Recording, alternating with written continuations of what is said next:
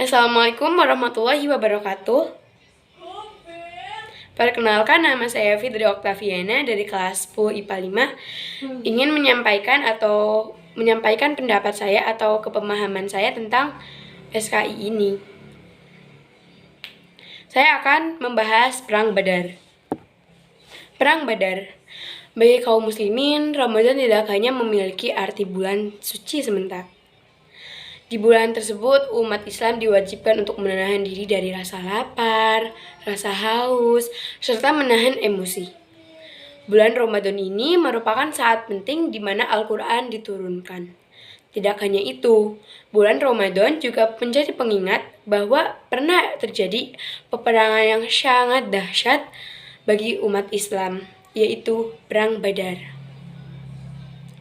Perang Badar ini terjadi pada bulan Ramadan tahun kedua sesudah umat Islam melakukan hijrah. Umat Islam berhasil memenangi Perang Badar tersebut.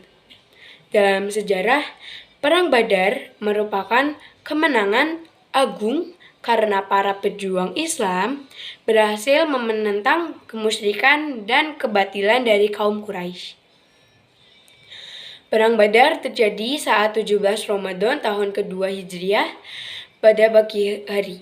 Umat Islam dipimpin oleh Nabi Muhammad SAW, sementara pasukan dari kaum Quraisy dipimpin oleh Abu Jahal. Dalam peperangan tersebut, umat Islam mengambil posisi terdekat dengan sumber air. Tempat tersebut dipilih oleh Nabi Muhammad SAW sebagai salah satu bentuk strategi perang. Umat Islam memanfaatkan kondisi geografis dari kawasan Badar. Misalnya, sahabat Sa'ad bin Mu'az membuat gundukan tanah di sekitar lokasi peperangan.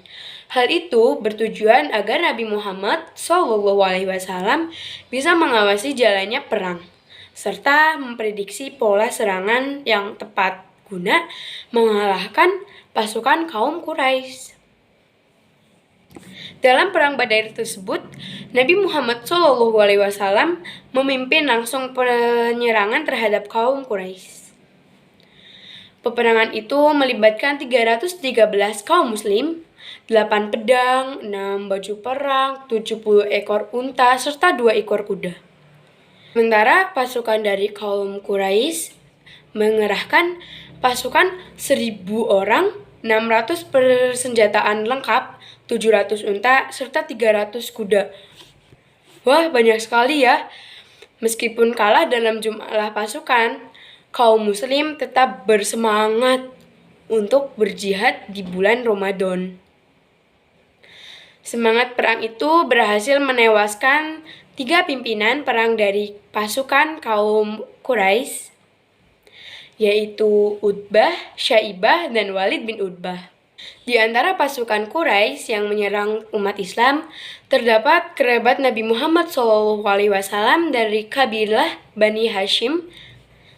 Mereka adalah paman Nabi, Abbas bin Abdul Muthalib, Hakim atau sepupu Khadijah, dan lain-lain sebagainya.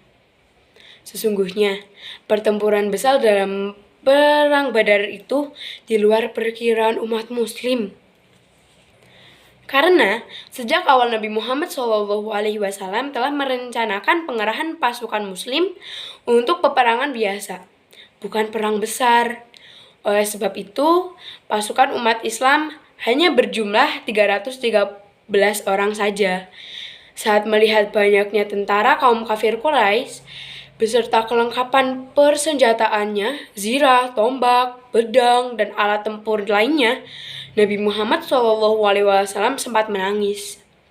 Dia lantas berdoa kepada Allah Subhanahu wa Ta'ala, "Ya Allah, jikalau rombongan yang bersamaku ini ditakdirkan untuk binasa, maka tidak akan ada seorang pun setelah aku yang akan menyembah-Mu.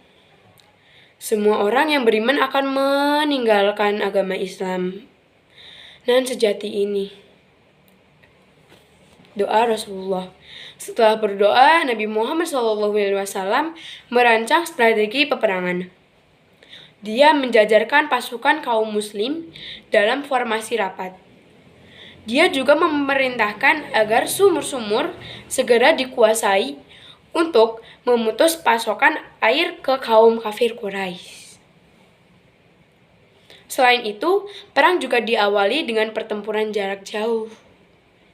Saat pasukan kafir Quraisy bertolak untuk menyerang, umat Islam tidak segera menyambutnya dengan adu fisik secara langsung.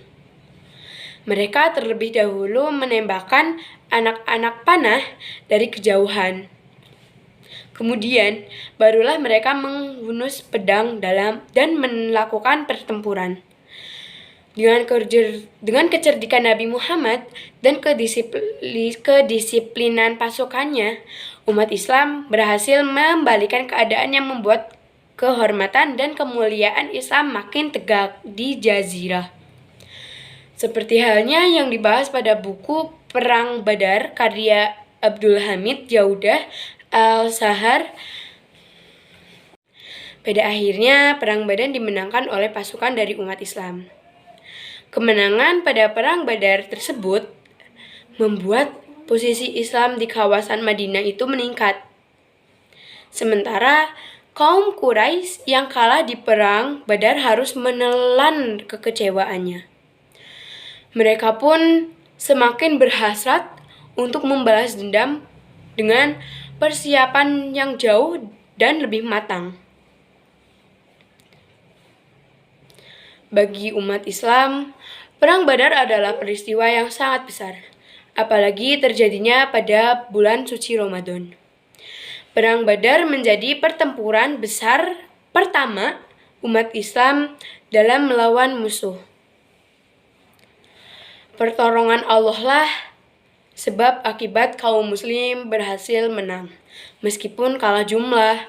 Bahkan Allah Subhanahu wa Ta'ala menamai Perang Badar sebagai Yaum al-Furqan, yaitu hari pembeda. Karena pada hari itulah dibedakan di mana saja yang hak dan batil. Saat itu Allah Subhanahu wa Ta'ala menurunkan pertolongan besar untuk umat Islam dan memenangkan mereka atas musuh-musuhnya, yaitu kaum kafir Quraisy. Sesuatu pasti ada hikmah dari sesuatu tersebut. Ya, Perang Badar mempunyai hikmah penting bagi kaum muslimin pada Perang Badar. Diriwayatkan tidak memakan waktu lama. Hanya butuh waktu sekitar 2 jam bagi pasukan muslim untuk menghancurkan pertahanan tentara kafir Quraisy. Segala kekacauan yang terjadi tersebut dimanfaatkan untuk memenangkan perang.